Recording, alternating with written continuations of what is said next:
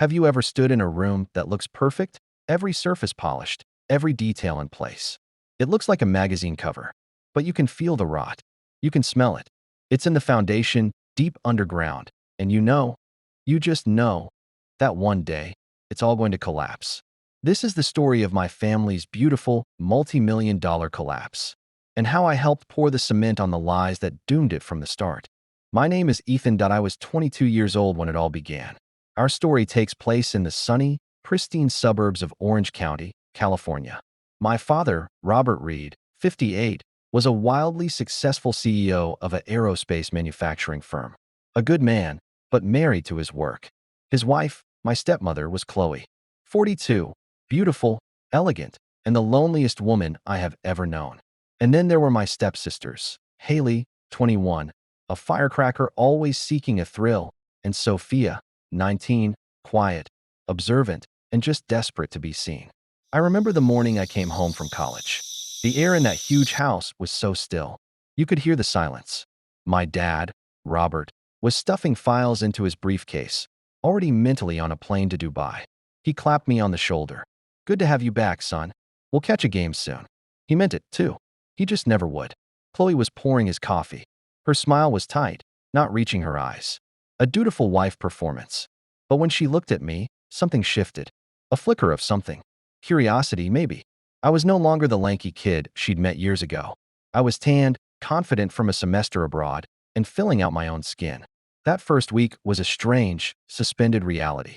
Dad was gone, as always. The girls were around. But we were all just satellites orbiting the empty space where a family should have been. The tension started small. A hand on the small of my back as Chloe reached for a glass in the cabinet above me. A laugh that lasted a beat too long. She'd confide in me about her life, her dreams she'd given up. I felt important, seen. I was stupid and young, and I mistook her vulnerability for intimacy. The first kiss happened right here, in this kitchen. It was late. She was drinking wine. I was leaning against the counter. She told me I made her feel alive again. And I felt like a king. I kissed her.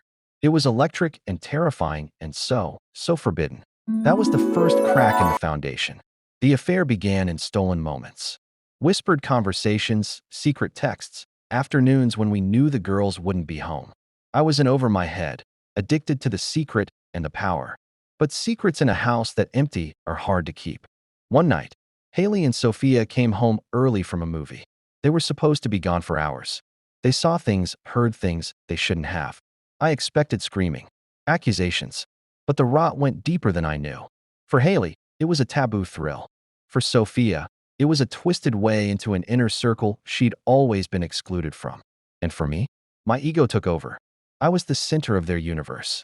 I felt like I was fixing the loneliness my father had created. And then it happened. The point of no return. It wasn't planned. It was a chaotic, confusing night fueled by wine and a shared, desperate need to feel something. Anything. It wasn't passion. It was a disaster. A shared act of shame that bound the four of us together in a web of silence. We never spoke of it again. We just carried it, a live grenade with the pin pulled, waiting for the timer to run out. And we all knew, the moment my father announced he was retiring, that the timer was about to hit zero. We all have secrets. Some are small, some change everything.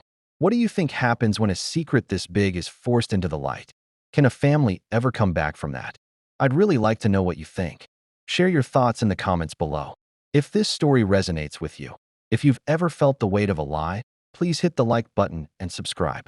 It helps more than you know. And share this with someone you think would understand. They say you never know what you have until it's gone.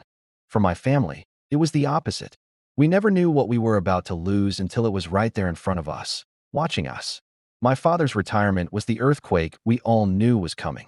We just never expected it to shake the foundations so quickly, revealing every single crack we'd tried so hard to plaster over. The announcement came at dinner. My father, Robert, beaming, raising a glass of expensive Cabernet. "I've done it. I sold the company. I'm retiring. No more trips, no more conferences. I'm all yours." He looked so genuinely happy, so proud of himself for this grand gesture he thought would fix everything. The silence that followed was deafening. I saw the blood drain from Chloe's face. Haley choked on her water. Sophia just stared at her plate, looking like she was going to be sick. I forced a smile, said, "That's great, Dad," but my mind was screaming. Our secret world of afternoon trysts and whispered conversations was evaporating before my eyes. The dynamic in the house shifted overnight. It was like we were actors in a play, and the director had just walked onto the stage. We were constantly performing. Normal family, the show. With Dad always home, the guilt became a physical thing. It was a coat I could never take off. I'd catch Sophia's eye across the dinner table, and she'd immediately look away, her cheeks flushed with shame. Haley, on the other hand, started playing with fire. She'd make inside jokes only the four of us understood, smirking when my father looked confused. "Oh, it's nothing, Robert. You had to be there." It was a power trip for her. For me, it was torture. Chloe became a nervous wreck. She'd jump at the sound of the garage door opening. She started micromanaging everything, trying to project the image of the perfect, attentive wife. She'd fuss over my father's tie, laugh a little too loudly at his jokes. It was so transparent. He started noticing. Not the truth, of course, but the weird vibe, as he called it. He pulled me aside one day after we'd played golf. "Son, is everything okay at home?" The girls seem on edge. Chloe's a bundle of nerves. Did something happen while I was gone? The irony was so thick I could taste it. I lied straight to his face. "Just adjusting to you being home, Dad. It's a big change for everyone." He bought it. He always did. The pressure was suffocating. The secret that had bound us together was now twisting us apart, turning us against each other. I needed an escape. I started staying out late. I reconnected with friends. And then, I met Sarah. Sarah was normal. She was my age. She knew nothing about my messed up life. With her, I could breathe. I could be just Ethan, not this monster living a double life. I started pulling away. I canceled plans with Chloe. I was never home. That was my biggest mistake. I didn't see the jealousy festering. I didn't understand that in the twisted world we'd created, my attempt to be normal was the ultimate betrayal. It started with little comments from Chloe. "Out with Sarah again. She seems young." Then Haley joined in. "Yeah, what does a college grad see in a guy who just mopes around his dad's pool all day?" Their words were laced with venom. The final straw was when I brought Sarah to a family barbecue. It was a disaster. Chloe was coldly polite. Haley was openly flirtatious with me, just to stir the pot. Sophia looked like she was about to cry the entire time. My father, God, he was just happy I was settling down with a nice girl. He had no idea he was presiding over a war zone. After Sarah left, the Cold War turned hot. The whispered arguments started.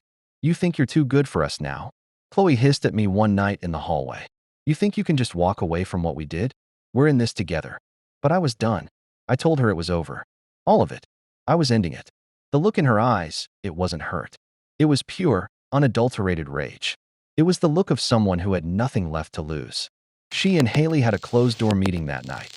I should have been worried, but I was just relieved. I thought the worst was over. I was so wrong. I had just given them a reason to light the fuse. Have you ever been in a situation where you tried to do the right thing, but it only made everything worse? That feeling of being trapped by your past choices, it's a heavy weight to carry. What would you have done in my place? Do you think trying to have a normal relationship was a betrayal, or was it my only way out? I'm really curious to hear your perspectives in the comments. This is a difficult story to tell, but your engagement makes it easier. Please hit the like button if you're following along, and subscribe so you don't miss the next part. Share this with someone who appreciates a deep, character-driven story. Next time, in part 2, the confession, the grenade finally goes off.